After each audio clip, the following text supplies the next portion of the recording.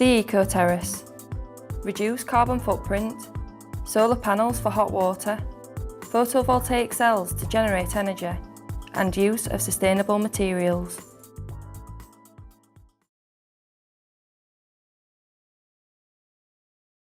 Take 4 empty houses from a typical street of Victorian terraces and turn them into homes for the future. That was the challenge Sheffiled City Council set for architects in 2007. With housing market renewal money available and local people keen to improve the houses, the competition began to find the best designs. An eco-terrace would set out to prove that old houses could be made just as energy efficient as new homes.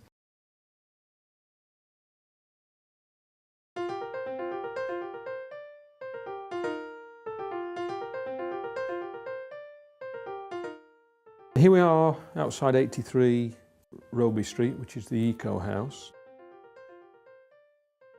We refurbed it on ecological grounds, and before we actually started we have had quite a lengthy consultation with the Energy Saving Trust and the BRE.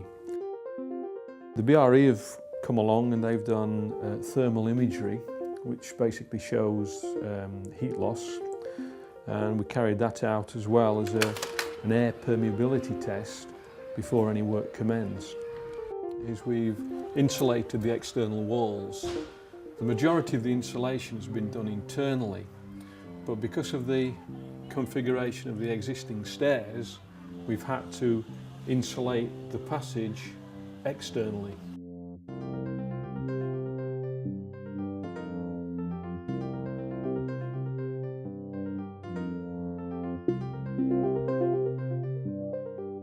The front door that we've actually installed is a high performance door. Basically it's fully draft proof, it's got 3-point locking system, it complies with Secure by Design standards, and the panels are in fact insulated. So it is a high performance door.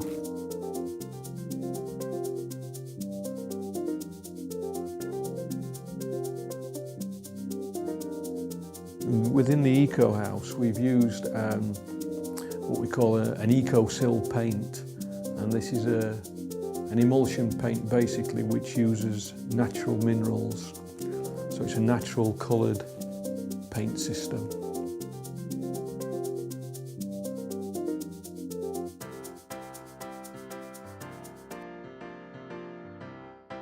The windows to the Eco House, an Eco Plus window that's manufactured by, or should I say supplied by, the Green Building Store.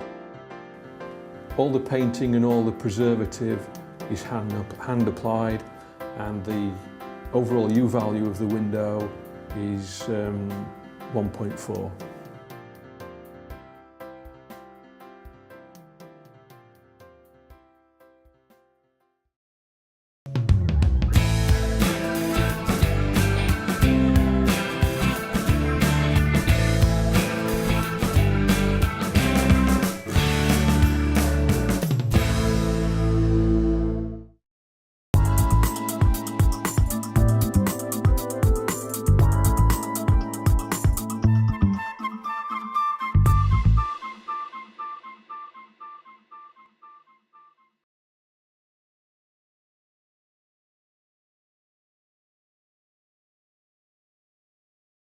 Here we are in the kitchen.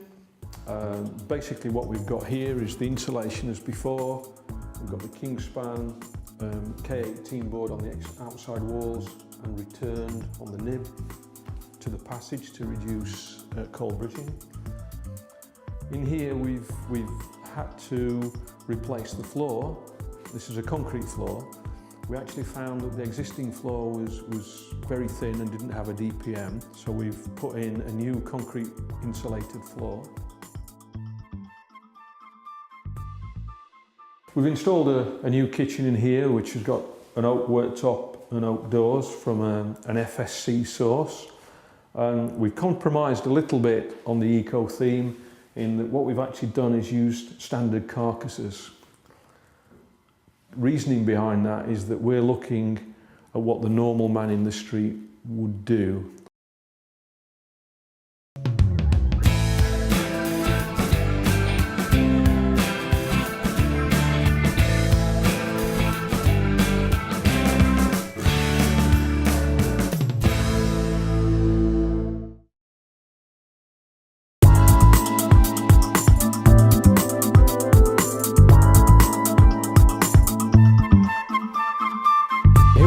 first floor.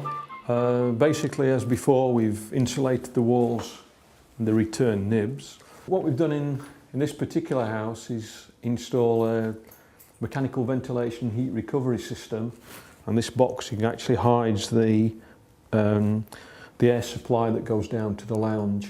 And as you can see, we have an air supply on the ceiling.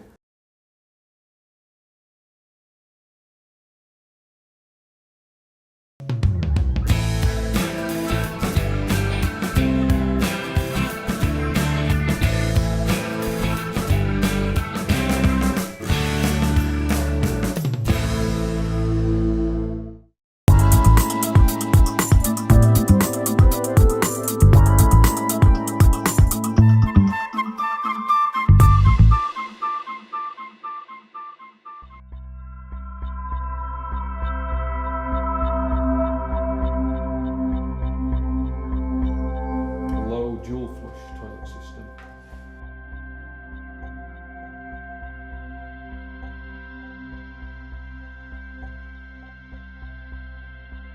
We've installed a shower, and as you can see, a shower stream. The water to the shower, like all the hot water within the dwelling, is actually preheated to a degree by the solar panel. The boiler basically that is down in the utility room just is a backup and actually lifts the temperature of the water just that little bit. So basically it's a saving on an energy saving.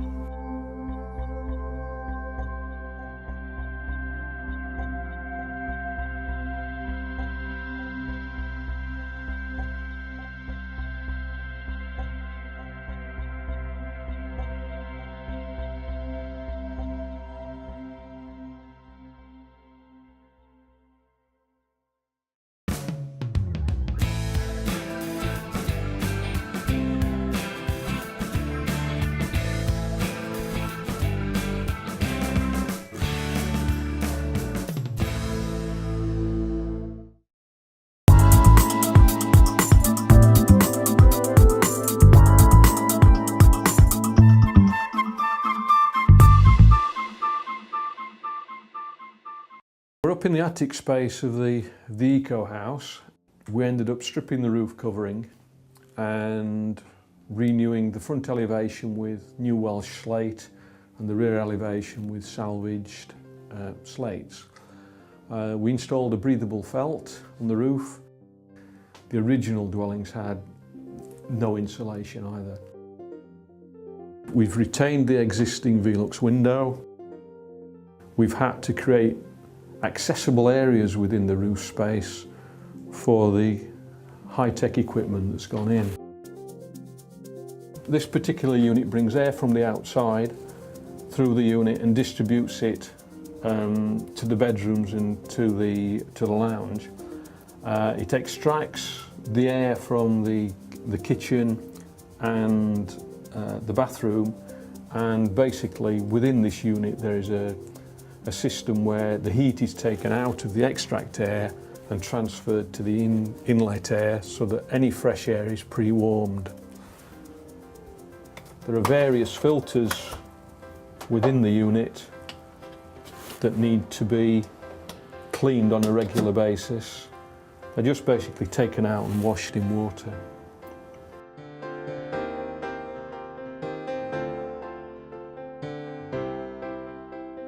This side of the dormer window, what we've actually done is we've created a walkway into what was originally a dead space within the roof. It's just a utility space, so it's not actually been brought up to the normal standard of the dwelling. We've got a cylinder with an expansion vessel, and obviously that's linked to the solar panel within the roof space. And it's also linked to the central heating boiler downstairs.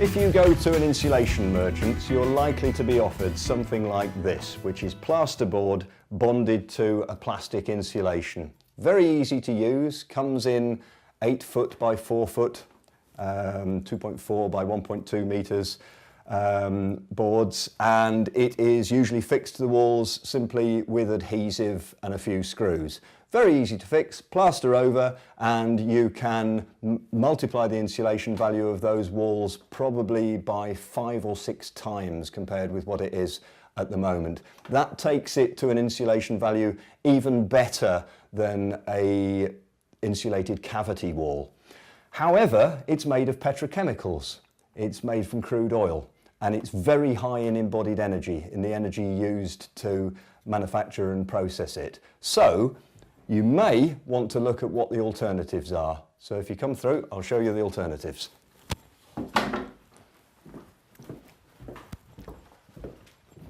You want to insulate fantastically well. That applies for any heating system. The better that you insulate, the smaller your boiler, the smaller your bills. So we've got another insulant here. This is sheep's wool, which again is used between timber battens, and again that's with the plasterboard about 110 millimetres of thickness. In the roof we have used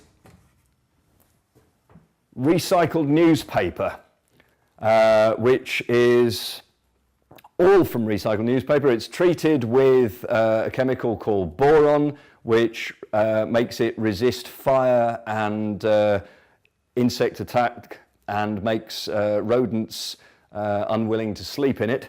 And again, that is a very, very low impact insulant. So these are examples of the various insulants that we've used in here. We have the plastic petrochemical based insulant. We have the recycled newspaper, which is used as a loose fill in the roof, but obviously you try and put that on your walls and it falls onto the floor. So for the walls you need an insulant which is in a bat sort of form. So you have the sheep's wool, which would come in pieces about 4 foot by 2 foot, 1200 by 600 millimetres. And again you have the recycled cotton, which can be very designer because it's either available in blue jeans colour or not blue jeans colour. There are also other bat insulants which are made of hemp, and there are wood fibre insulations as well, which come in a rigid board which can be screwed to your walls and plastered over. The natural insulants are quite widely available. Some of the more mainstream builders merchants are starting to sell them, but we sell them here at the Energy Centre, and there are a number of eco builders merchants that do mail order around the country. So again, we can signpost people towards sources of supply for any of these materials.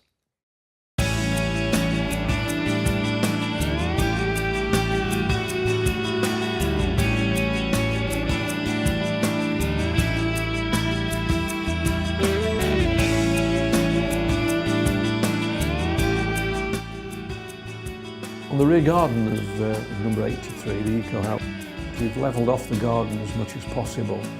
We've had to create some raised planting beds by using log retainers, and this is so that we don't undermine the existing foundations to the dwarf retaining walls which surround the property. And a decking area for people to sit. There are several features within the rear garden area. We've introduced a greenhouse so people can grow their own food. The raised flower beds, we see that they would use those for herbs and other types of vegetables or flowers. The original scheme that was done did include for a compost area. We've in fact done away with the compost area and provided a small compost bin so that we don't encourage vermin. And obviously there's a rotary dryer within the outside garden area as well. We've provided a fence around the property to give privacy. This fence is from an FSC source, but it has been treated and it has got a 25-year guarantee. We've gone down that road because there's no subsequent maintenance or staining required to it.